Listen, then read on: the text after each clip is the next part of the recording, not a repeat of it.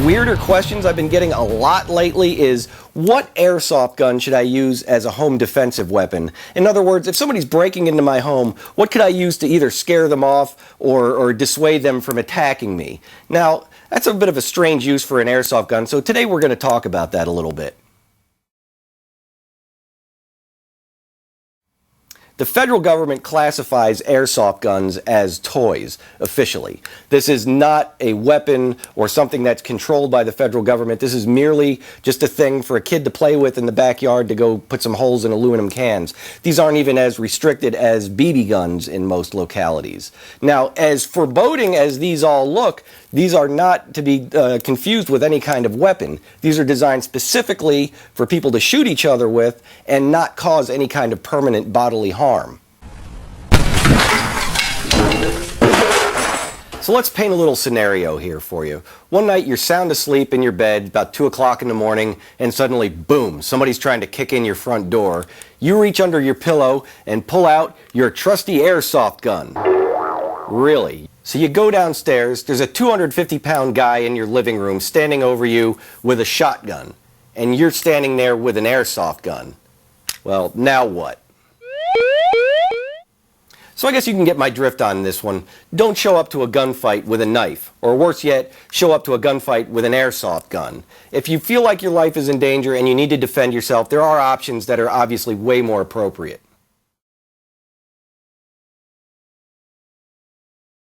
One of the questions we get quite frequently is, can I use airsoft guns for rodent control? I've got problems with squirrels or raccoons getting into my garbage cans. Can I chase them off with something like that? Now, for that use, I think airsoft guns are quite appropriate. A lot of folks want to chase the animals off without killing them, and airsoft are a pretty good option for doing that.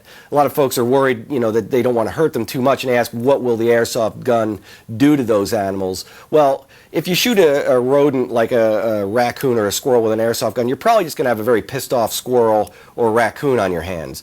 So you can understand if you shoot a 250-pound guy that's coming after you with a shotgun with an airsoft gun, not only do you have a 250-pound guy coming after you, but you now have a very pissed off 250-pound guy coming after you.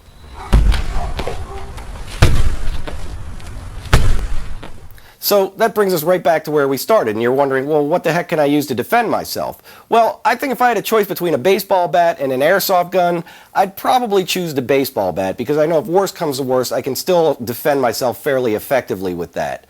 If you're interested in something that's probably a little more sensible, I'd recommend the good old-fashioned shotgun.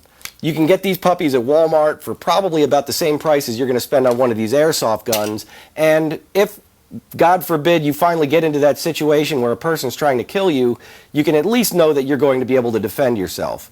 You have to consider that most of these kind of situations that are going to pop up are probably going to be about 2 o'clock in the morning. You're probably going to be a little groggy. So finding a handgun or a pistol is going to be a little bit harder to do, where the shotgun, as long as you're aiming in the general vicinity of the bad guy, you're probably going to hit him. Also, you can use less than lethal means with these things. You can get the bean bags and that kind of stuff if you just want to knock him out.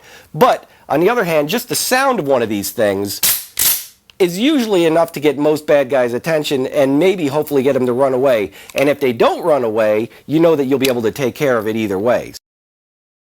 So one last thought I want to leave you with is, if you're actually considering getting a gun as a home defensive measure, you really have to take it seriously. Obviously, these are very dangerous. You don't want to have kids around where they have access to these. You have to be able to lock them up and so on, which is also a double-edged sword, because you're figuring the time you're actually going to need the gun's going to be locked up in a closet somewhere, and you're going to have to rush and try to find it, load it, and then take on the bad guys. It's kind of crazy when you think about it.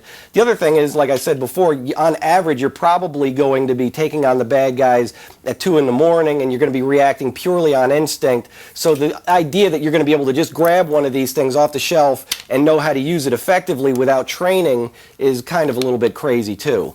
So if you're thinking about getting one of these things, you really have to get involved in some kind of self-defense program where you drill it into yourself and your reactions are purely instinctual, rather than something where, if you're trying to think it out and you're in the heat of the moment and there's all kind of adrenaline running and that kind of stuff, you're probably not going to do very well with it. So you really need to take this seriously. In the meantime, any more thoughts of using these toys as defensive guns, I think, is purely nonsense. I certainly appreciate the thought that a lot of people want to defend themselves without hurting somebody, but Once you're in that situation where you're defending yourself and your life is in jeopardy, I think you really have to take that as seriously as possible. So that's about it for this week. So until next time, be safe, wear your eye protection, and don't bring a knife to a gunfight. As far as the federal government is concerned, this is a toy. Now,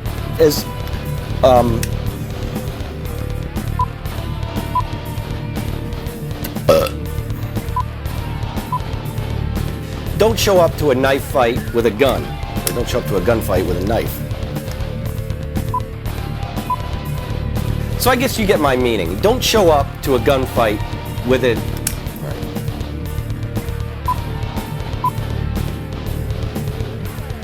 So I guess you can get my drift on this one. You don't want to show up to a gunfight with a knife. Fuck.